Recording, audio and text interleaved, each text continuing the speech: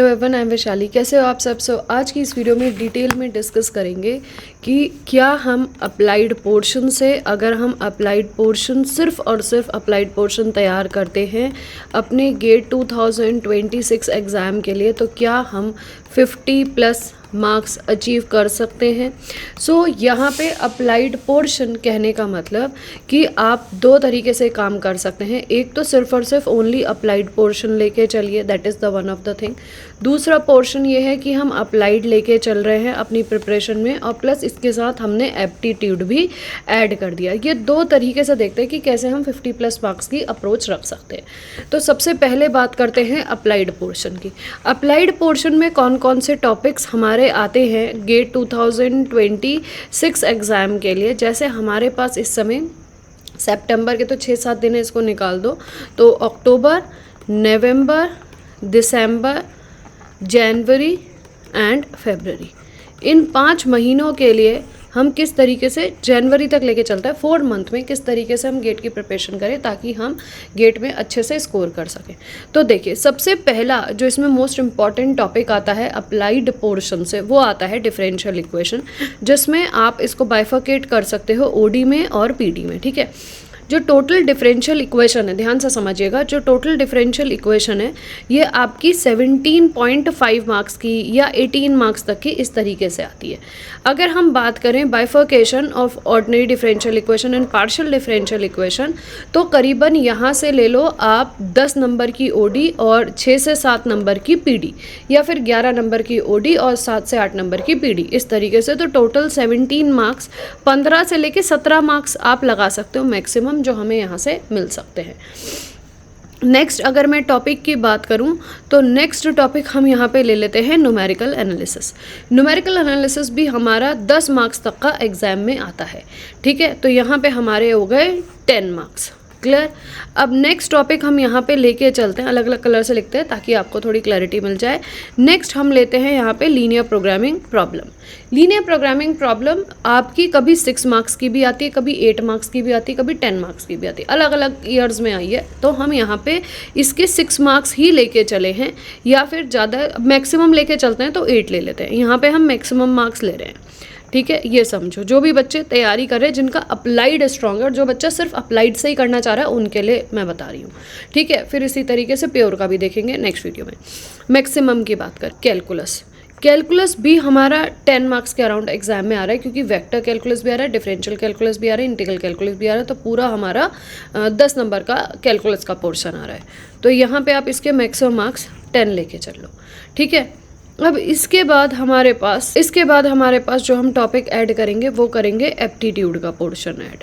ठीक है, एप्टीट्यूड का पोर्शन, एप्टीट्यूड हमारे 15 मार्क्स का आता है। अब देखो टोटल करते हैं, तो अगर हम, ठीक है, अब हम टोटल मार्क्स की बात करें, टोटल मार्क्स, तो अगर मैं यहाँ पे बात करूँ अप्लाइड पोर्शन की, कि अप्लाइड के जो टॉपिक्स हैं उसमें आया आपका LPP, न्यूमेरिकल एनालिसिस, कैलकुलस और डिफरेंशियल इक्वेशन। इससे अगर आप टोटल करोगे तो आपको टोटल 46 मार्क्स आप अचीव कर सकते हो।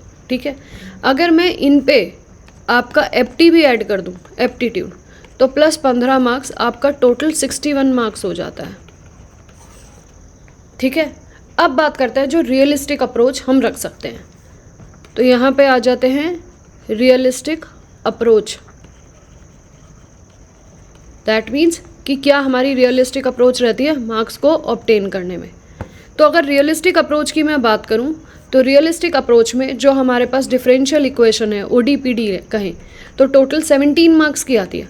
आउट ऑफ 17 आप वहाँ से कम 12 मार्क्स टारगेट कर सकते हो, 12+ मार्क्स या 12 मार्क्स लेके चलते हैं टारगेट करने के लिए। दूसरा, हमारे पास जो LPP होती है, सारे क्वेश्चंस LPP के बन जाते हैं। 8 नंबर की अगर LPP आती है, एक क्वेश्चन छोड़ दो, 6 मार्क्स तो टारगेट कर सकते हो, या 2 एक नंबर के छोड़ दो, तो 6 मार्क्स LPP के लेके चले। LPP वैसे 8 to 10 मार्क्स की आती है, लेकिन फिर भी हम कह रहे हैं कि हम 6 मार्क्स यहाँ से टारगेट कर रहे हैं, 6 मार्क्स टारगेट कर सकते हैं। ये आपके क्या है, टारगेट मार्क्स। ठीक है, तीसरा न्यूमेरिकल एनालिसिस आती है, 10 मार्क्स तक की आती है, 6 मार्क्स यहाँ से टारगेट कर सकते हो। ठीक है, अगर कम लग रहा है तो 4 ही कर लो कि एक एक नंबर के 2 क्वेश्चन या इस तरीके से। तो न्यूमेरिकल आंसर्स कभी 8 की कभी 10 की इस तरीके से आती है। 6 मार्क्स टारगेट कर लो, 6 नहीं हो रहे तो 4 कर लो, ज़्यादा दिक्कत हो रही है तो 4 मार्क्स टारगेट कर लो। अब यहाँ पे आया कैलकुलस। कैलकुलस में तो क्वेश्चंस बन जाते हैं, ये भी 10 मार्क्स तक की आती है। इसमें भी आप 6 मार्क्स टारगेट कर लो, कर सकते हो। इसके बाद आई एप्टी। एप्टी 15 मार्क्स की आती है, 8 मार्क्स यहाँ टारगेट कर लो।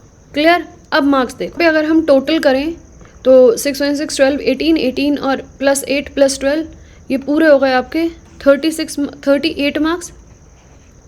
ठीक है, 38 मार्क्स हो गए। अब अगर इसमें से 2 मार्क्स कम भी करने हो तो भी 36 मार्क्स हो गए। तो अगर मैं सिर्फ और सिर्फ मैक्सिमम वेटेज का बात करूं, मैक्सिमम वेटेज का, तो मैक्सिमम वेटेज में हमारे पास टोटल 61 मार्क्स हैं। और हम कम कम करके भी अगर देखें तो 38 मार्क्स प्लस पे लैंड कर रहे हैं।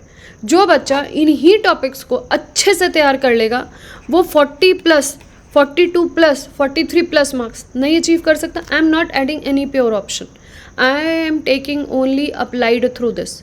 क्लियर हो रही है व्हाट आई एम से एक्सप्लेनिंग टू यू कि मैं क्लियर हो रही है बात, क्योंकि मैं सिर्फ और सिर्फ अप्लाइड के पोर्शन का बता रही हूँ कि अगर हम अप्लाइड का पोर्शन लेके बैठते हैं तो हम इतने मार्क्स यहाँ पे अचीव कर सकते हैं। Is that clear to you? तो यहाँ पे हम कम से कम 40 प्लस मार्क्स इस 61 मार्क्स से अचीव कर सकते हैं, फिर भी 20 की लिबर्टी मिल रही है।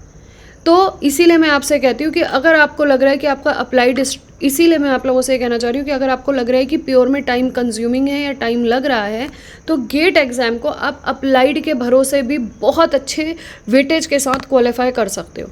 The point is you have to do rigorous practice. The point is, अब इसके लिए कौन कौन से पॉइंट्स हैं जो हमें ध्यान में रखने चाहिए अगर हम सिर्फ अप्लाइड पोर्शन पर ही एग्ज़ाम को क्वालिफाई करना चाहते हैं।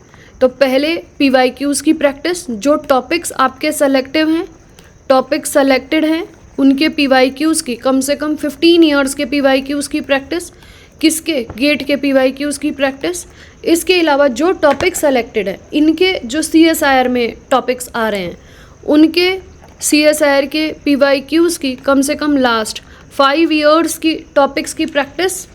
साथ में CSIR प्लस गेट दोनों के 10 ईयर्स के आपके FT के क्वेश्चंस की प्रैक्टिस, ये आपको लगातार करनी होगी।